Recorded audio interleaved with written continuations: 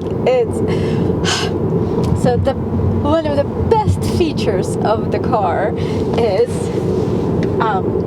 the fart cushion. It was surprising. Every new person who gets in the car is surprised about that. I think it's just so funny. Let me show you. See, basically, like you can move to different. There you go. And then you can do it on demand by scrolling one of these wheels, or you can do that. Let's do the turn signal. Okay. So basically, okay. It's the best feature ever. By gold, all good faith has been banished. By gold, our rights are abused. The law itself is influenced by gold. And soon there will be an end of every modest restraint. These words were written by a Latin poet of 45 BC, and it's incredible how true these words are for what we're going to see today. They're all everywhere.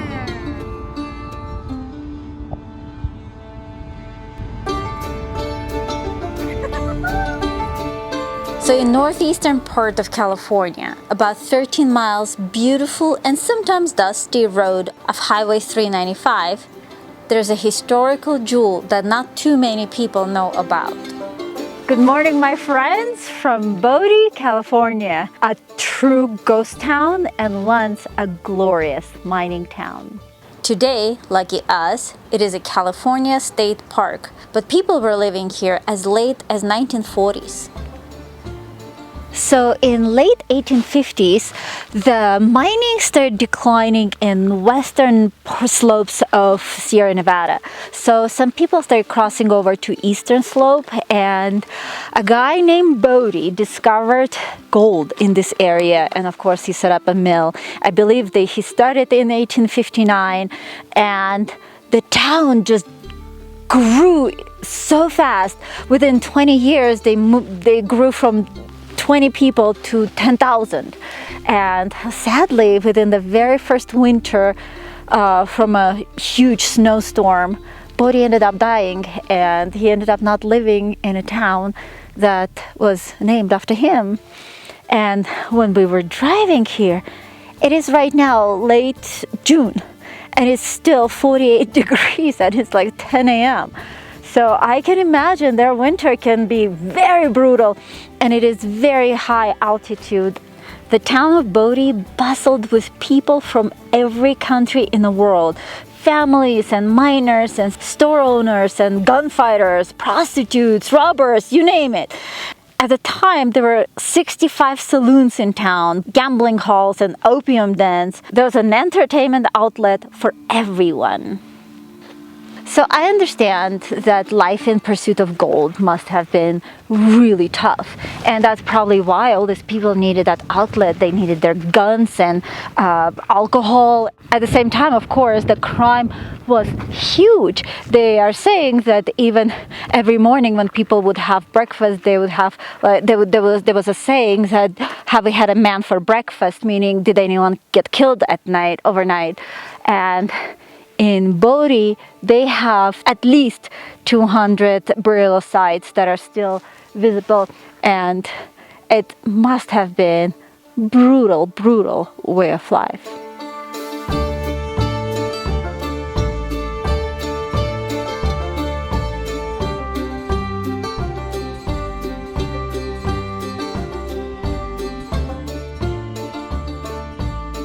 What I love about Bodie is that it still has that feel and spirit of a livable town. Like you still have some table and stuff inside, but there's about 100 structures are still left in the town. And yes, there's a school, there's a gas station and church and well, they're livable homes. Everything is just abandoned, as if they just walked away. Towards the end of 1870s, Bodie's winter claimed hundreds of lives from exposure and disease.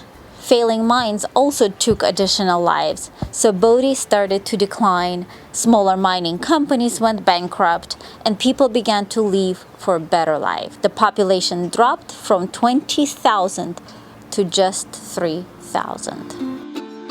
Even though the town started already declining, but people kind of didn't feel like they were ready to leave, so they built two churches, and one is Methodist, one is Catholic, and one of them was burned down to the ground during one of the fires, and the other one is still standing. I think it was built in 1882. There were actually a few fires that battered Bodie. The last one was in 1932 when a 2-year-old kid was playing with matches. It destroyed 95% of the town. Only a few people continued to live in Bodie until World War II. By then, only 6 people were left. So I have a juicy story for you. So out of those 6 people, one man, he killed his wife. So then 3 other guys, they killed the murdering husband.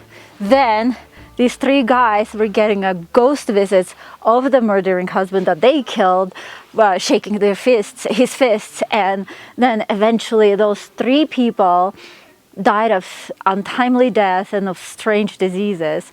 And by the end of 1940s, Bodie was an officially ghost town. Okay, very important. I need to warn you of Bodie curse. So they're saying that you cannot take anything from this village, from this town, and because otherwise ghosts are going to be hunting you and you are not going to have one normal day of your life. And what they're saying is that in Bodie Museum they even keep the log of returned items because people would just not have peace until they would return the things. And of course, some people are saying that it's just a park figured out a creative way to make sure that nobody destroys this town. But you decide what you want. I just don't want to take any chances. Visiting Bodie was a special treat, and the nature of Northern California is just so calmingly beautiful, for sure different from a rough and dramatic desert of Death Valley. To fuel up, and I don't mean the car, we stopped at Bridgeport and will head further north after. Oh my. Okay. Here, so we can connect. The mentality of striking gold basically comes from California, and I was thinking that it's very appealing, but at the same time it's so destructive. So you basically kind of think that, oh, I'm gonna work hard and I'm going to strike gold, and then one day I'm gonna have everything I needed and that's it. You know, I'm all set for the rest of my life. But in reality, not as many people strike gold. Most people who serve those people are the ones who are making money, like restaurants and bars. But that's a dream that people are striving for. To make it something easy, which technically is not really easier. It's a very volatile way of life. And then I was thinking that technically this is what California is all about. Even today, if you really think about Silicon Valley, from Silicon Valley to Hollywood and everything in between, it's that. It's those dreamers who, a lot of them perish, but some of them strike gold and make everybody else's life more interesting. So technically, we do, like, a lot of people laugh at those dreamers, thinking that, oh, this is not a way of life, it's not very healthy living, it's very unhappy living. But at the same time, people really benefit from those dreamers. But yeah, that's the California in a nutshell for you.